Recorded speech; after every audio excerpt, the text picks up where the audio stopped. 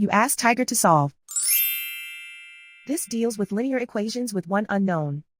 The final result is m equals 3. Let's solve it step by step. Group all constants on the right side of the equation. Subtract 12 from both sides. Simplify the arithmetic.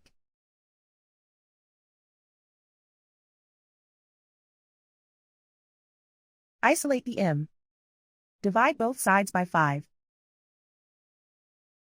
Simplify the fraction. Find the greatest common factor of the numerator and denominator. Factor out and cancel the greatest common factor. And so the final result is m equals 3.